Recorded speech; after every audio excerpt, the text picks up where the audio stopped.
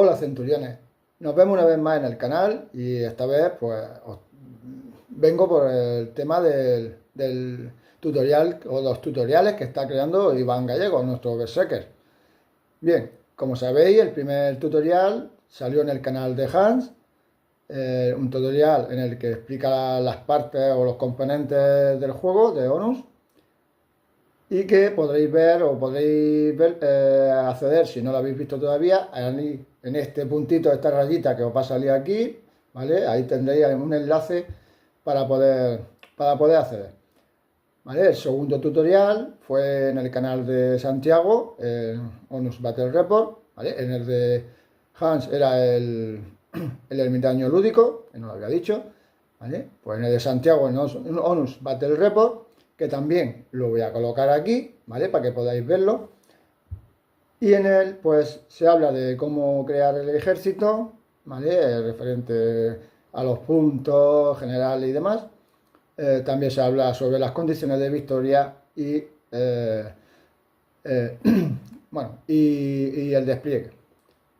¿Qué otras más cosas que os quería decir? Bien, estamos trabajando en un proyecto, ¿vale? Tanto Iván como Hans, Santiago y yo estamos trabajando en un proyecto a raíz de las dudas que van saliendo referente al reglamento, de forma que podamos unificar criterios.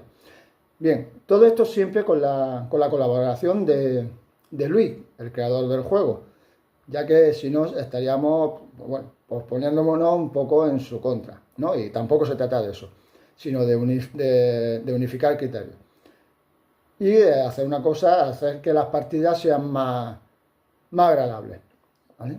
Bien, como he dicho, es un proyecto, estamos comenzando, un blog en el que vamos a unificar todos esos criterios, vamos a hacer que sea lo más entendido posible para que podáis consultarlo y aclarar todas esas dudas cuando las tengáis. Intentaremos, bueno, hacerlo lo más fácil posible, ¿vale? Darnos tiempo, esto lleva su tiempo, no es una cosa que se puede hacer de hoy para mañana, así que, bien, y para terminar, antes de dejaros con el vídeo de Iván, deciros que dentro de poco sacaremos la revista, el número 2, nada, para mediados de julio aproximadamente. Así que estad atentos, vienen con novedades, vienen con artículos interesantes y esperamos que os gusten, igual que ha pasado con los anteriores. Pues nada, no me enrollo más y os dejo con el tutorial de Iván. Disfrutadlo. Un romano intenta jugar a las cartas. ¡Mi turno!, exclama. Su amigo, mirándolo, suspira. ¿Ya te ha dado permiso el Senado?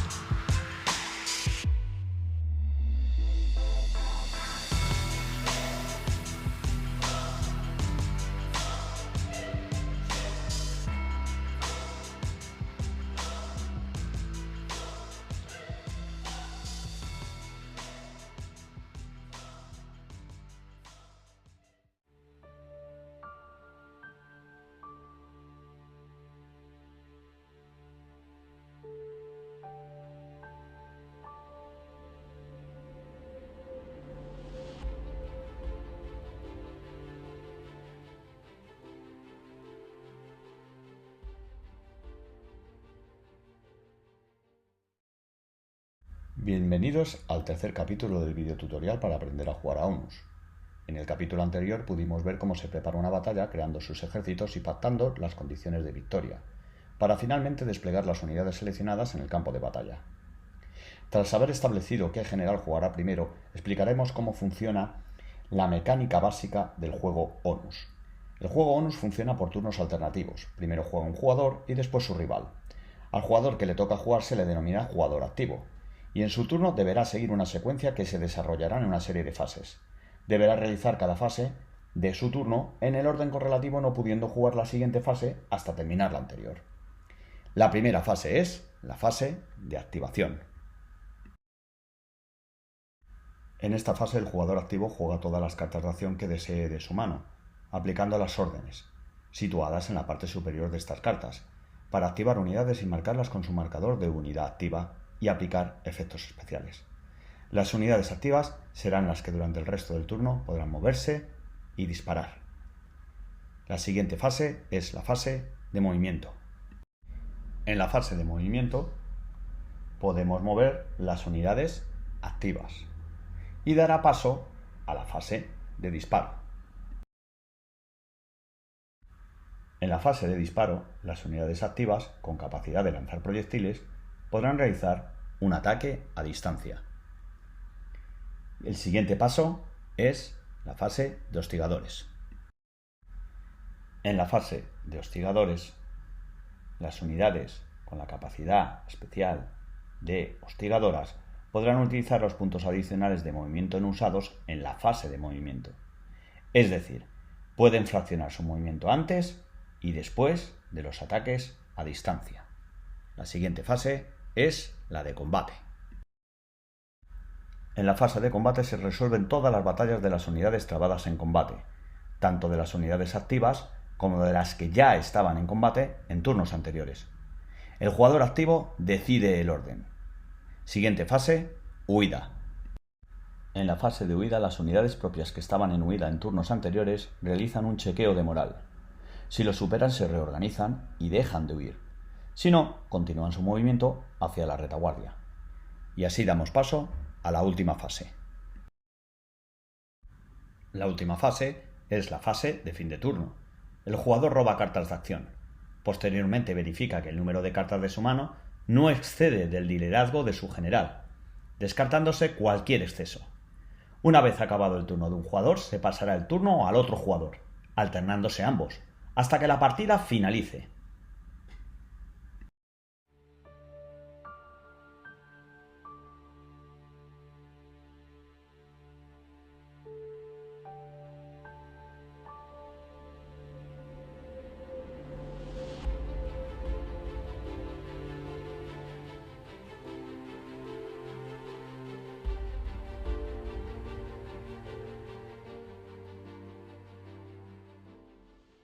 ¿Os acordáis que en el capítulo 2 se pactaban las condiciones de victoria y que una de dichas condiciones de victoria era por bajas?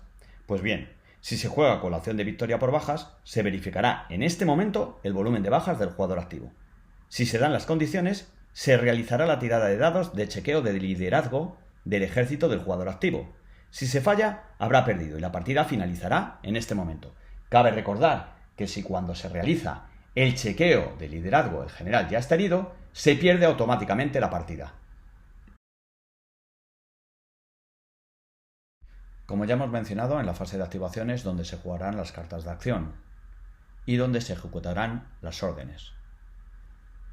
No pueden utilizarse dos cartas de órdenes sobre la misma unidad en el mismo turno, aunque sí podremos jugar una carta que active una o más unidades.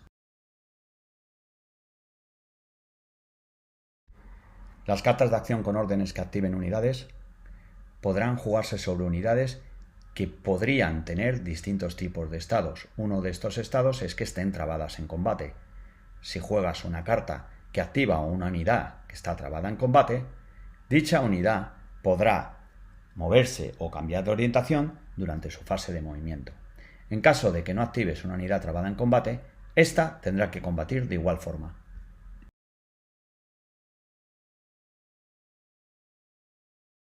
Otro de los estados que puede tener una unidad que va a ser activada es el estado de rota. Si se activa una unidad que está rota, que no se encuentre trabada en combate, el jugador podrá en ese momento realizar un chequeo de moral, aplicando los modificadores pertinentes. Si la supera, la unidad se habrá reorganizado y se quitará el marcador de unidad rota. Dicha unidad solo podrá moverse con movimiento reducido y no podrá cargar. En el caso de no superarse dicha tirada de moral, o si no la hubiese hecho, la unidad continúa rota, pero podrá hacer movimiento normal.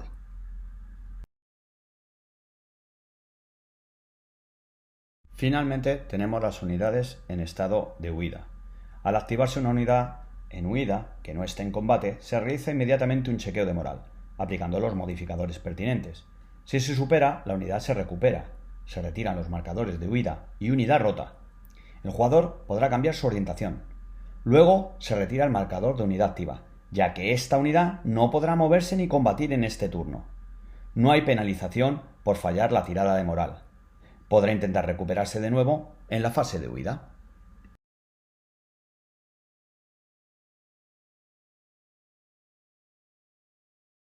Teniendo en cuenta lo anteriormente mencionado, ya podremos jugar nuestras cartas de acción con sus pertinentes órdenes.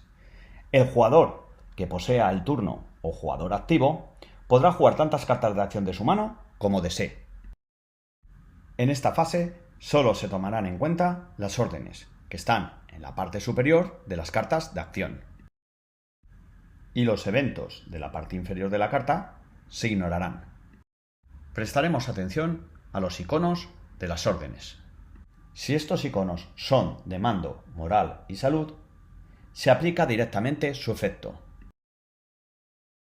Si es un icono de activación de unidades, se activan las unidades indicadas siguiendo las indicaciones de la carta y se colocará un marcador de unidad activa sobre cada una de las unidades activadas. Solo las unidades activas podrán moverse, cambiar de formación, disparar o cargar en este turno.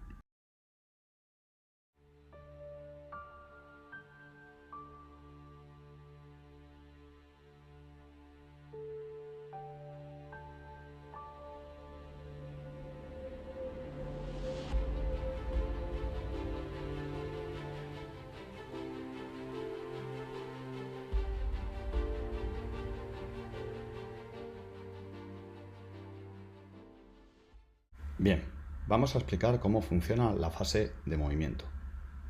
Pero antes de empezar a explicar cómo funciona la fase de movimiento, hay que tener en cuenta una serie de circunstancias. En esta imagen podemos ver a la caballería pretoriana. Se le ha mandado que llegue hasta el muñequito que está en color amarillo. Pero tiene dos unidades enemigas de infantería de la estepa enfrente. Tras haber activado la unidad, nos disponemos a medir con la regla para ejecutar el movimiento.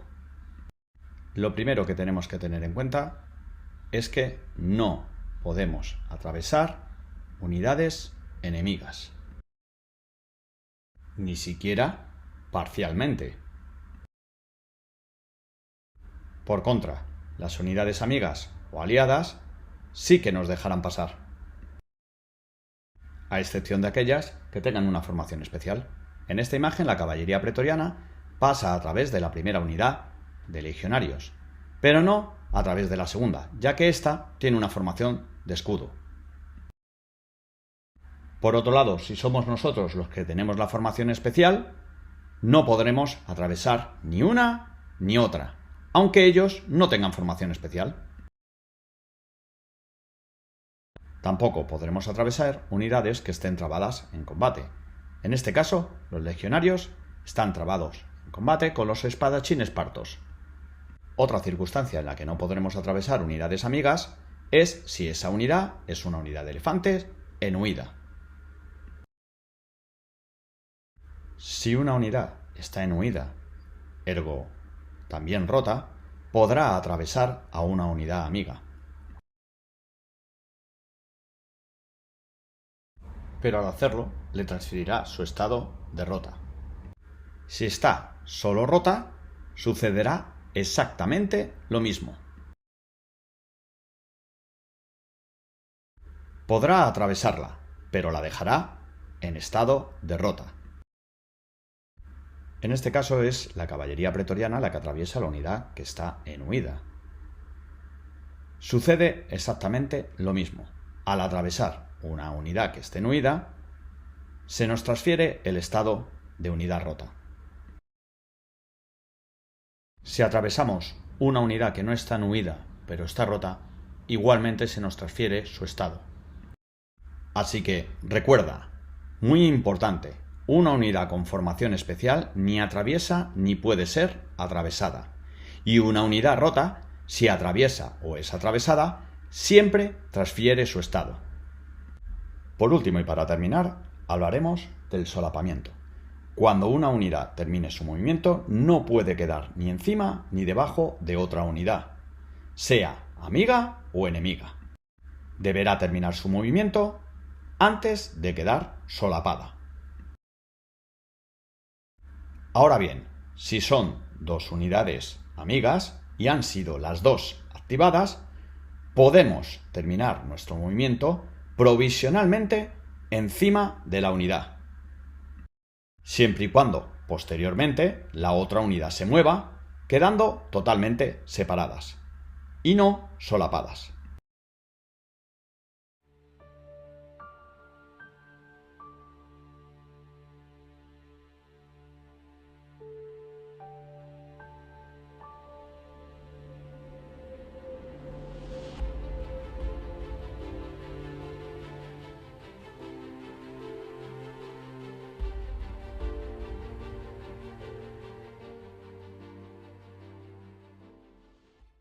Ahora vamos a ver los distintos tipos de movimientos que tienen las unidades de ONUS.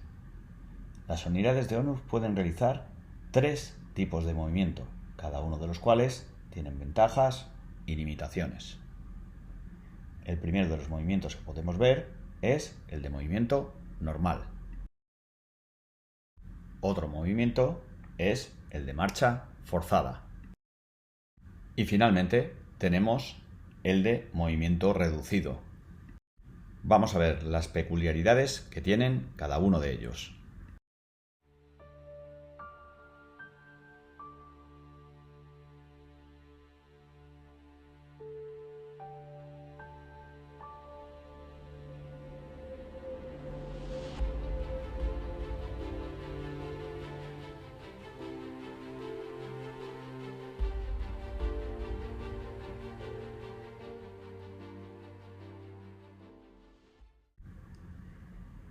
El movimiento normal permite desplazar una unidad activa utilizando hasta el máximo los puntos de movimiento mostrados en su carta de unidad.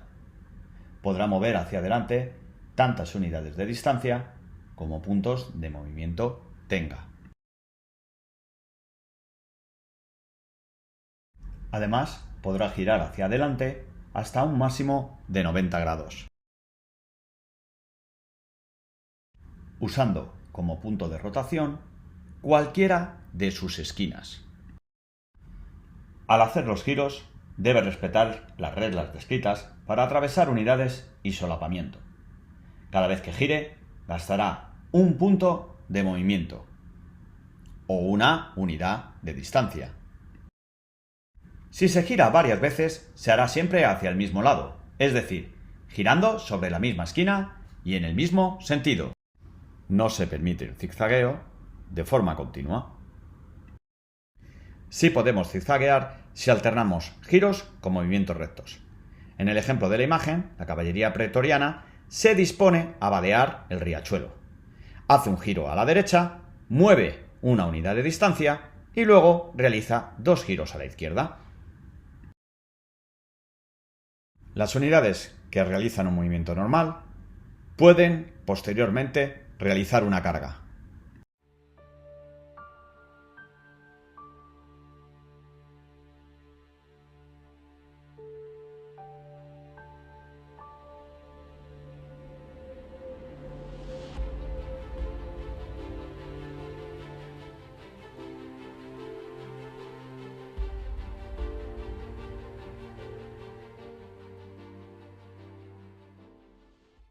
Vamos a explicar ahora la marcha forzada. Una unidad activa puede mover hasta el doble de su capacidad de movimiento usando la marcha forzada. El jugador deberá anunciar la marcha forzada antes de mover. Al finalizar su movimiento, el jugador deberá poner un marcador de marcha forzada encima de su unidad. La unidad que se mueve en marcha forzada no puede cargar ni realizar disparos durante dicho turno. Las unidades en formación especial no pueden realizar marcha forzada salvo que deshagan esa formación. Las unidades en formación ampliada sí pueden realizar marcha forzada, pero las penalizaciones en la moral se acumulan y habría que tener en cuenta que por cada sección ampliada se tiene un -1 de moral. Si la unidad en marcha forzada es atacada, tanto en combate cuerpo a cuerpo como por disparos, recibe una penalización de -2 en defensa y -2 en moral, como si recibiera un ataque por retaguardia, no acumulable a otras penalizaciones por flanco o retaguardia. Por último, habría que decir que la unidad en marcha forzada mantiene el marcador y la penalización hasta que vuelva a ser activada, momento en el que se retirará el marcador sin ningún coste.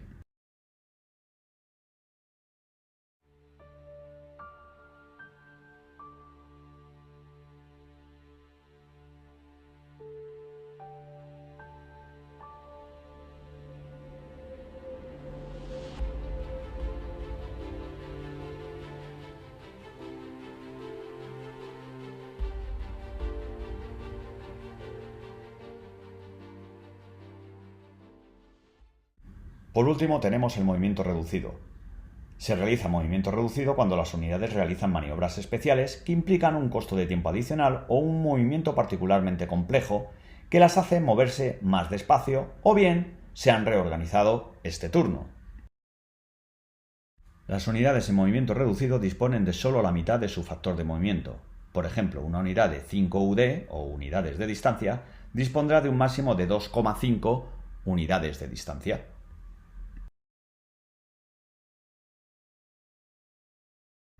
El movimiento reducido impedirá que la unidad cargue contra el enemigo durante esta fase de movimiento, salvo que se indique lo contrario en una carta de acción, o sea debido a tener muro de escudos o falange, o bien por alguna situación que se indica en la expansión de terreno y fortalezas. Las unidades con la capacidad especial de hostigadores son la excepción a esta regla, ya que pueden hacer este tipo de maniobras especiales usando todo su factor de movimiento e incluso disparar o cargar, pero no ambas cosas.